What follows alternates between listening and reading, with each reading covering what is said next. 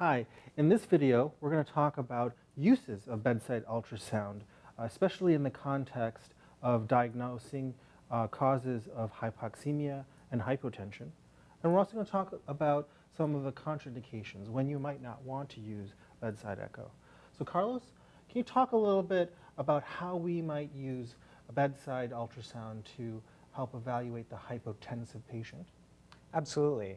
There is no magic to this device. It's not going to just give you the answer. So the real key is to have a very structured approach, which we're going to give you in this course, but to have a differential diagnosis that you can work through every single time so that you don't miss anything major that could be causing this hypotension or hypoxemia. For example, we're going to be focusing specifically on fluid around the heart with the potential for cardiac tamponade. Anything that would impinge the right ventricle's function or filling, we'll take a look at that. We'll also be looking at the left ventricle, both globally with an eyeball technique for its function and also regionally. So we'll look for regional wall motion abnormality, which could signify myocardial ischemia or infarction. And finally, we can also use the bedside ultrasound to help assess the volume status of the patient. When you talk about volume status, what do you mean? Do you mean like how the ventricles fill? Exactly. We want to know if there's enough circulating fluid or blood in the body to allow the ventricles to fill normally so that they can eject and have a good output. Now, what about hypoxemia? Tell us a little bit about uses of hypoxemia for bedside ultrasound. So it definitely applies. Ways that you can do that would be to evaluate the pleural and lung space as well. You can look for pneumothorax. You can look for any interstitial process or consolidation process. You can look for significant or large pleural effusions. And finally, you can combine both the lung and the cardiac ultrasound and look for intracardiac shunts.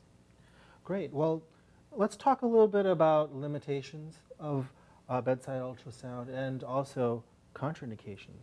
Are there any limitations to this technology? Are there things that, caveats we should be aware of when we use bedside ultrasound as a diagnostic tool? Absolutely.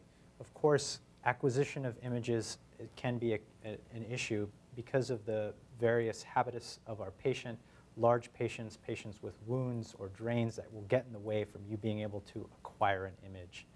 Other issues, of course, can be that there's medically necessary equipment. Again, drains, chest tubes, epicardial pacing wires, Swan-Ganz catheters. All these things can be in the way of you being able to acquire an image to interpret.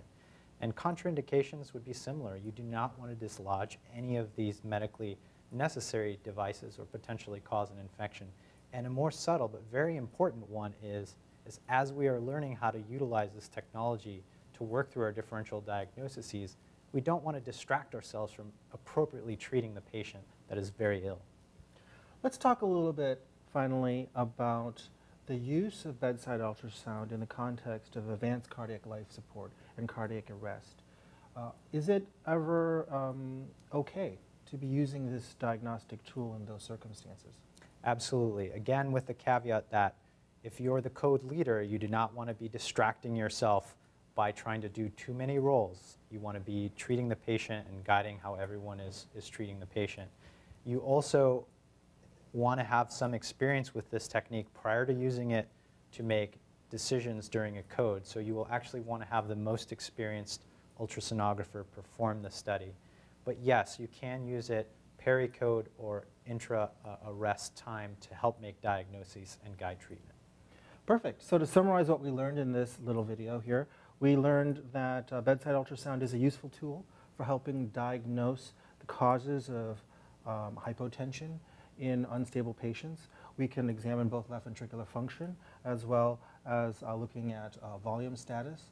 We can also examine anatomical structures of the lungs to elucidate any causes of hypoxemia. And finally, we talked about limitations and how bedside ultrasound is best used by experienced practitioners when it's an emergency like a code, and how you might not want to use ultrasound in cases where there are open wounds, where there are body habituses or other types of impediments to having a thorough exam. So I think this was a great discussion, and we look forward to seeing you in our next video.